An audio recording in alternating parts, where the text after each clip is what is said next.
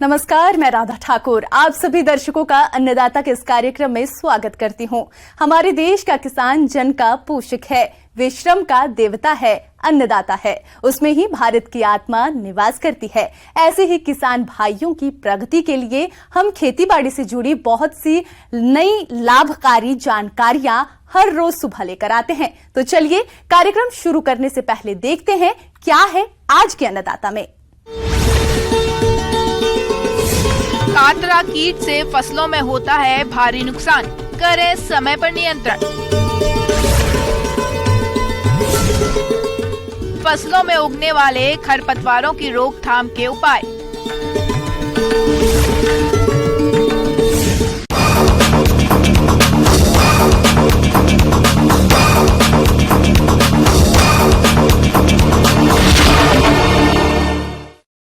अपने राज्य में इस समय खरीफ की फसलें किसानों के खेतों में लहलहा रही हैं, लेकिन बारिश के साथ ही इन फसलों पर कातरा कीट का प्रकोप बढ़ जाता है। यदि किसानों द्वारा समय पर इस कीट का नियंत्रण नहीं किया गया तो ये फसलों में भारी नुकसान कर सकता है। तो इस नुकसान को देखते हुए जरूरी हो जाता है कि आप इस कातरा कीट का समय रहते नियंत्रण करें। परंतु कैसे करें इस कीट का नियंत्रण, इस बारे में जानकारी दे रहे हैं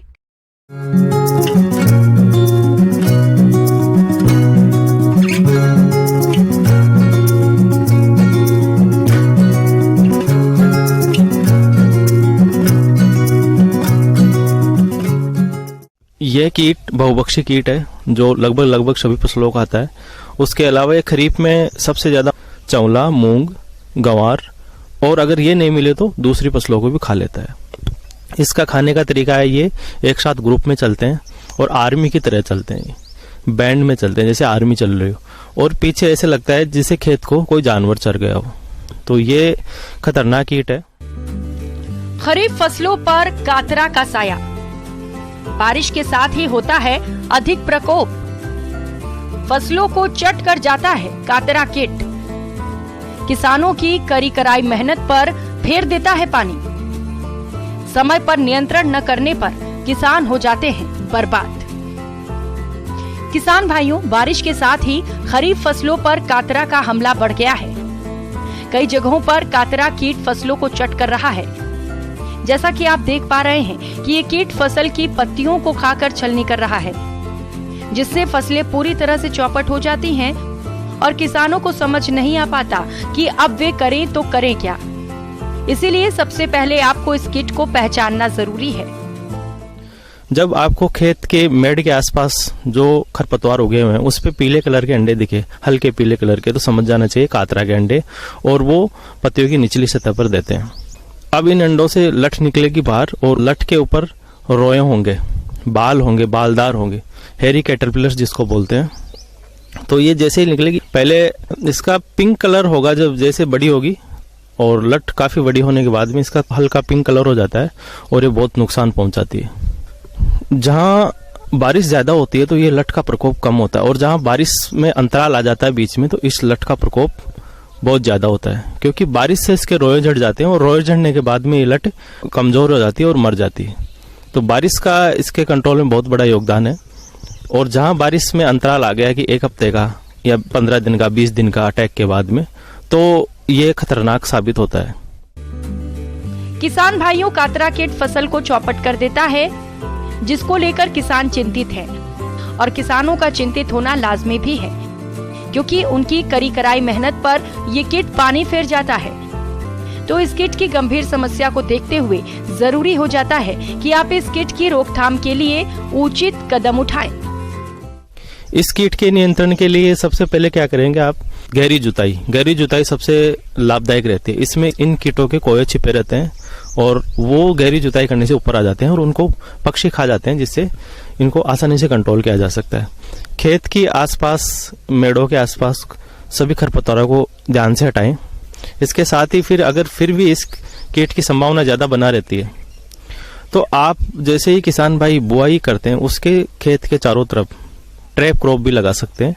ट्रैप क्रॉप में लगाने के लिए चंवला की चारों तरफ बॉर्डर लगा दो मूंग के, तो वो सारा जो कीट है वो चंवला पे आ जाएगा और मूंग बच जाएगा अपना। मानसून की पहली बरसात होते ही प्रकाश पाश लगाएं। 5 प्रकाश पाश प्रति हेक्टेयर के हिसाब से खेत में लगाएं, जिससे ये कीट आसानी से नियंत्रण हो सके।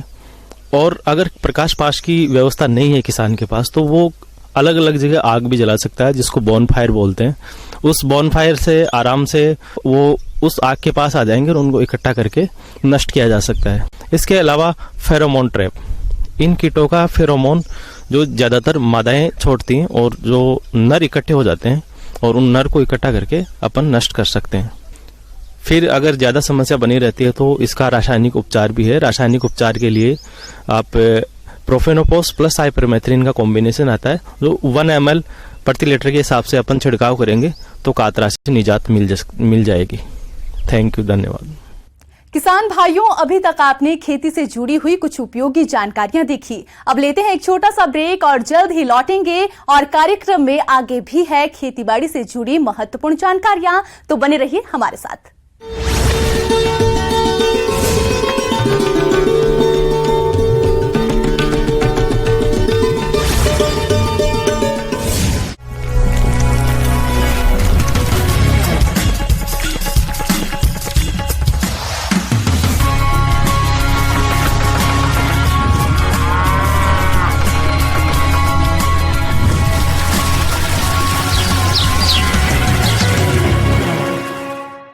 ब्रेक के बाद आप सभी दर्शकों का अन्नदाता में स्वागत है। तो चलिए अब रुख करते हैं अगली कड़ी की ओर।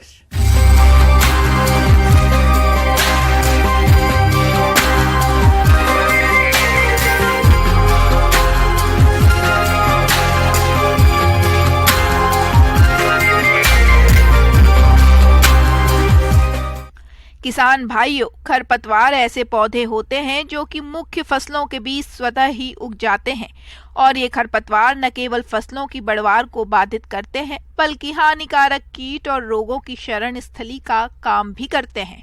इतना ही नहीं, ये खरपतवार मुख्य फसल से खाद, पानी और सूर्य की रोशनी के लिए प्रतिस्पर्धा भी करते हैं, जिससे फसल की उपज में भारी गिरावट देखी जाती है।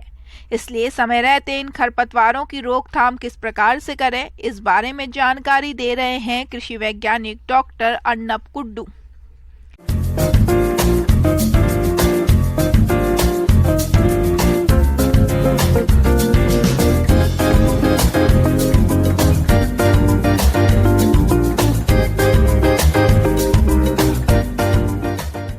को बता दूं, जो है खरपतवार जो है मेनली 3 किस्म का होता है। एक है बड़े पत्ते वाला, एक है जो छोटे पत्ते वाला जो घास श्रेणी में आता है, और दूसरा है छोटे पत्ते वाला जो सेज श्रेणी में आता है। इनमें से अगर हम लोग समेकित खरपतवार नियंत्रण का बात करें तो जैसे मैं धान का उदाहरण देता हूँ। धान का जो है हम लोग जो अगर कोई भी पौधा लीजिए तो मेन जो क्रिटिकल टाइम के बारे में वैज्ञानिक बात करते हैं। क्रिटिकल टाइम मतलब उस स्थिति में पौधे का विकास बहुत इम्पॉर्टेंट होता है, और अगर उस स्थिति में कोई भी खरपतवार हो या कीड़ा का अगर प्रकोप देखा जाए, वैज्ञानिक अपना रिसर्च करके देखे है कि खरपतवार अगर कंट्रोल ना किया जाए तो जो है फसल का जो उपज है वो 60 से 70% भी घट सकता है। ठीक है, एक्सट्रीम केस में, और नॉर्मली 50% तो घट जाता ही अगर ठीक ठाक नियंत्रण ना हो। क्योंकि क्या होता है, हम लोग जो खाद देंगे पौधे को खाने के लिए, खरपतवार जो है, खरपतवार बढ़ने का जो रेट है, ग्रोथ रेट है, वो पौधे से बहुत ज़्यादा होता है। अगर शुरू में हम लोग कंट्रोल नहीं करेंगे, वो अगर पौधे से ऊपर बढ़ गया तो जो है वो सप्रेशन इफेक्ट दिखाते रहता है, तो इसीलिए प्रॉब्लम होता है। तो इसीलिए किसानों को जो है, अगर किसानों को अच्छे से अच्छा उपज उठाना है तो जो है खरपतवार कंट्रोल बहुत इंपॉर्टेंट है। किसान भाइयों, खरपतवार ऐसे अनचाहे पौधे हैं जो फसलों के साथ पानी, प्रकाश और पोषक तत्वों और स्थान के लिए मुख्य फसल के साथ प्रतिस्पर्धा करते हैं। वहीं दूसरी तरफ ये खरपतवार फसल में रोग और कीटों, व्याधियों को फैलाने का भी कार्य करते हैं, जिससे फसल की पैदावार में भारी गिरावट हो जाती है। इसके अलावा इन खरपतवारों के बीज फसलों की उपज मिलकर इसकी गुणवत्ता को भी खराब कर देते हैं।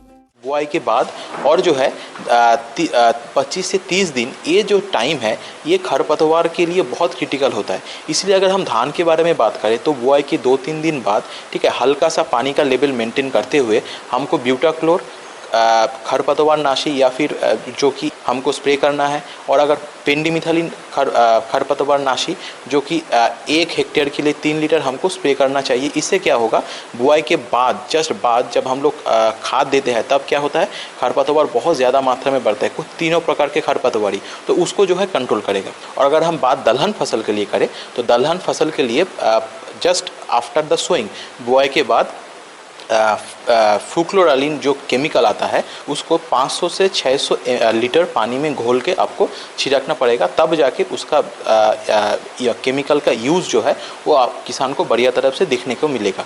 और जो है दलहन फसल के लिए और एक जो इम्पॉर्टेंट एक खरपतवार नाशी है उसका नाम है इमेजाथापर। उसको क्या है, अगर उसको हमको पौधा बड़ा होने के बाद करना चाहिए। जैसे अगर पौधे बुआई के 20 दिन बाद अगर स्प्रे करें तो 1 हेक्टेयर में हमको इमेजाथापर जो केमिकल है उसको 100 ग्राम स्प्रे करना पड़ेगा। और अगर 25 से 30 दिन बाद अगर बुआई की हमको स्प्रे करें तो जो है दवाई का कॉन्सेंट्रेशन बढ़ाना पड़ेगा, तब जाके वो 125 से 130 ग्राम प्रति हेक्टेयर के रेट में हमको स्प्रे करना पड़ेगा।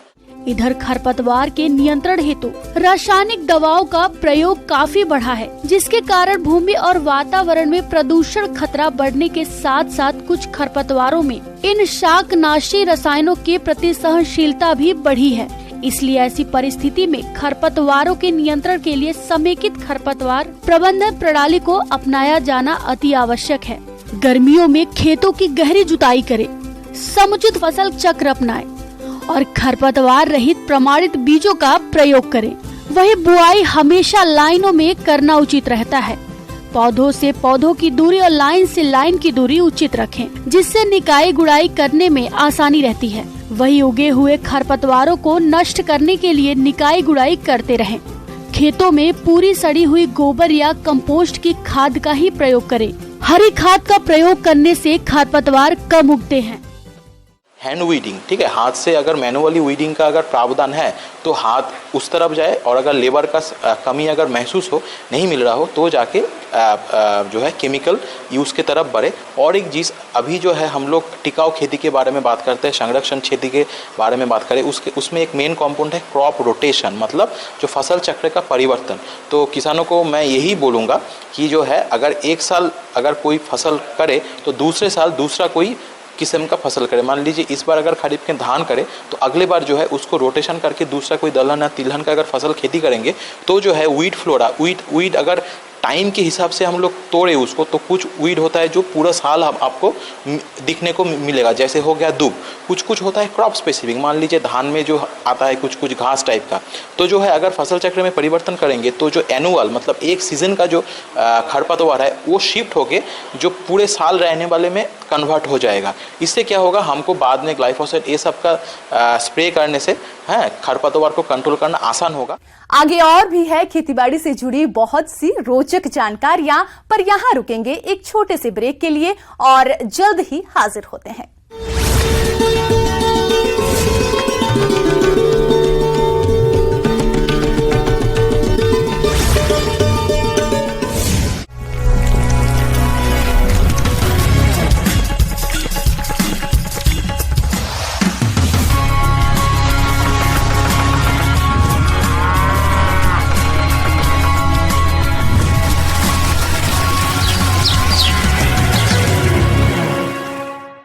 ब्रेक के बाद एक बार फिर से आप सभी दर्शकों का अन्नदाता कार्यक्रम में स्वागत है। बढ़ते हैं अगली प्रस्तुति की ओर।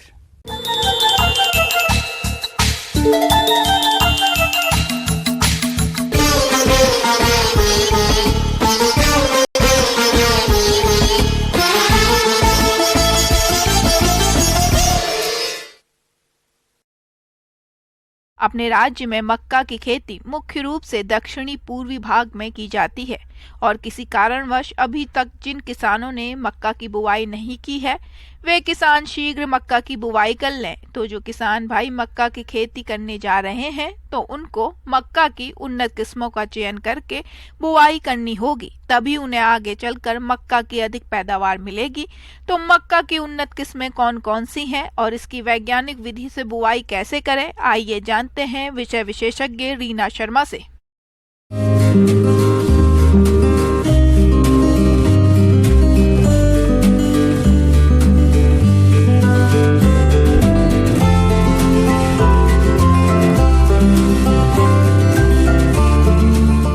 वैसे तो मक्का की खेती जो है वो रबी, खरीफ और जायद तीनों में की जा सकती है, लेकिन हम अभी रबी की बात ना करके, ना जायद की बात करके, खरीफ का मौसम है चूंकि तो खरीफ की बात करेंगे, तो हम खरीफ की मक्का की फसल के बारे में आपसे आज हम चर्चा करेंगे।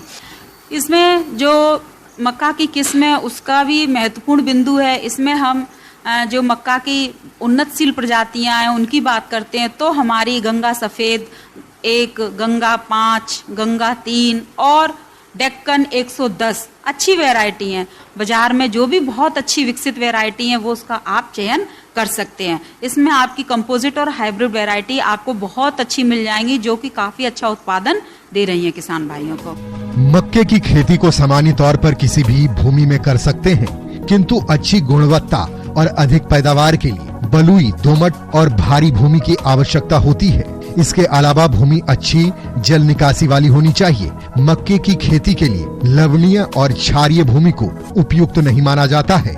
मक्के के बीजों को खेत में लगाने से पूर्व खेत को अच्छी तरह से तैयार कर लेना चाहिए। इसके लिए सबसे पहले खेत की अच्छी तरह से गहरी जुताई कर देनी चाहिए। इसके बाद कुछ समय के लिए खेत को ऐसे ही खुला छोड़ दें। मक्के की अच्छी पैदावार के लिए मिट्टी को पर्याप्त मात्रा में उर्वरक देना आवश्यक होता है। इसके लिए 6 से 8 टन पुरानी गोबर की खाद को खेत में डाल देना चाहिए। फिर खेत की तिरछी जुताई करवा दें, जिससे खाद अच्छी तरह से मिट्टी में मिल जाए। आप किसान भाई आगे आप बात आती है उर्वरक की।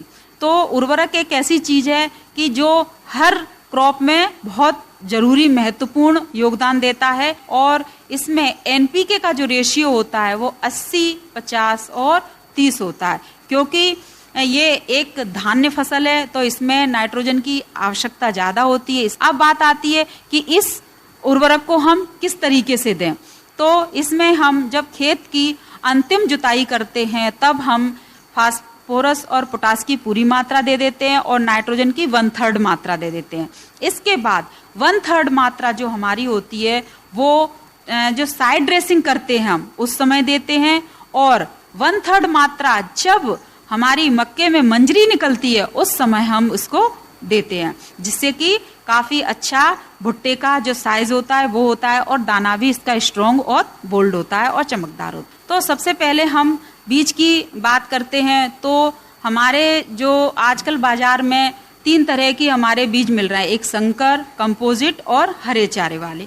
तो किसान भाइयों संकर जो हमारा जो बीज है, जो हाइब्रिड सीड है, वो हम इसमें 12 से 15 केजी प्रति हेक्टेयर के हिसाब से रखते हैं। जो हमारा कंपोजिट बीज है उसकी मात्रा हम 15 से 20 और यदि हम चारे के लिए उपयोग कर रहे हैं तो आपका 40 से 50 किलोग्राम प्रति हेक्टेयर के हिसाब से बीज दर इसकी उपयुक्त होती है।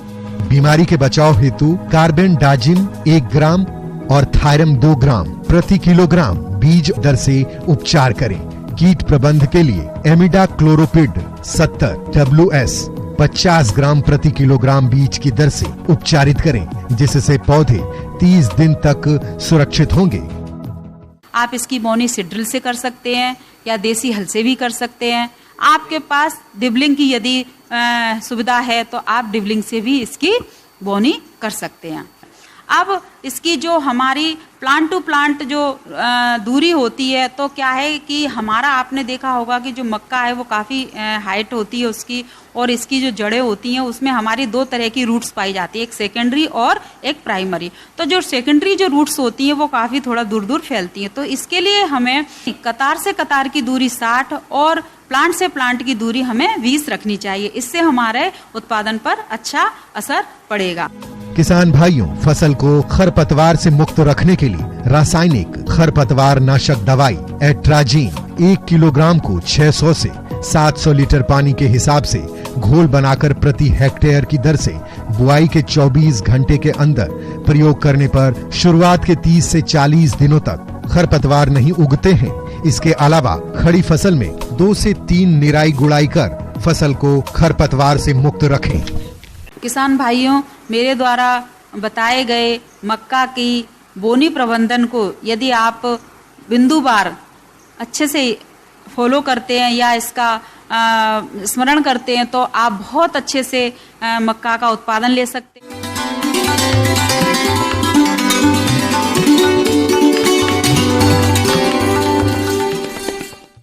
अन्नदाता हेल्पलाइन निःशुल्क फोन संपर्क सेवा के माध्यम से आपके द्वारा पूछे गए प्रश्नों में से 1 या 2 महत्वपूर्ण प्रश्नों को हम अपने कार्यक्रम में शामिल करते हैं। इसी के तहत आज किसान का सवाल और उसका जवाब इस प्रकार से है।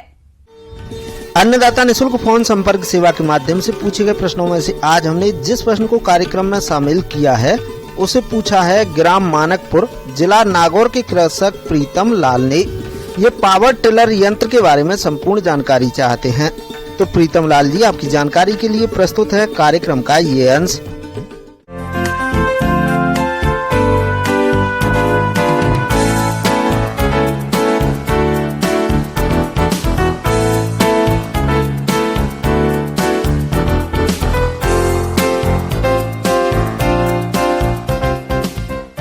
आपको आज खेती में प्रयोग होने वाले एक महत्वपूर्ण कृषि यंत्र पावर टिलर के बारे में जानकारी देना चाहता हूँ। पावर टिलर एक ऐसा मशीन है जिससे किसान भाई सारे चीज़ यानी कि जुताई से लेकर के कुड़ाई, बुआई, कटाई, प्रोसेसिंग और पानी चलाने से लेकर के सब कुछ इस यंत्र से कर सकते हैं। पावर टिलर सामान्यतः जो है वह 8 हॉर्स पावर से लेकर के 15.5 हॉर्स पावर तक का मार्केट में उपलब्ध है। ज़्यादातर कॉमन 13 से 15 हॉर्स पावर के रेंज के पावर टिलर किसान भाई प्रयोग करते हैं, जिसकी मार्केट में अलग अलग कंपनियों के द्वारा अलग अलग दर निर्धारित है, जो 1.5 लाख से लेकर के 2,15,000 रुपये तक है। इसमें सामान्यतः 1.25 लीटर से 2.5 लीटर तक 1 घंटे में डीजल की खपत होती है। इसे हाथ से हैंडल मार करके चलाया जा सकता है और कुछ पावर टिलर बैटरी ऑपरेटेड भी हैं, जिसको केवल स्विच से भी स्टार्ट किया जा सकता है। अब शाम में हमको बिजली भी चाहिए, हमको आटा भी पीसना है, तो सब यंत्रों को एक साथ सीरीज में लगा करके यदि हमको एक इसके मेन पुल्ली को इसके पट्टे से जोड़ देते हैं तो देखिए उसी 2 लीटर 1 घंटे में कंज्यूम किए हुए डीजल से हम 4 चीज़ भी चला सकते हैं, जो काफ़ी कारगर और सस्ता है।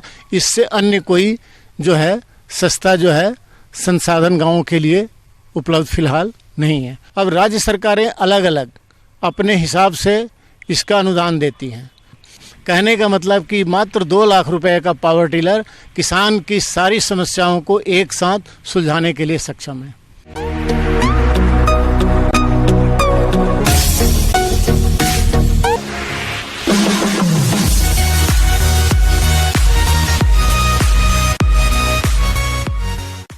आइए अब नजर डालते हैं राज्य के कुछ चुनी हुई मंडियों के प्रमुख फसलों के बाजार भाव पर।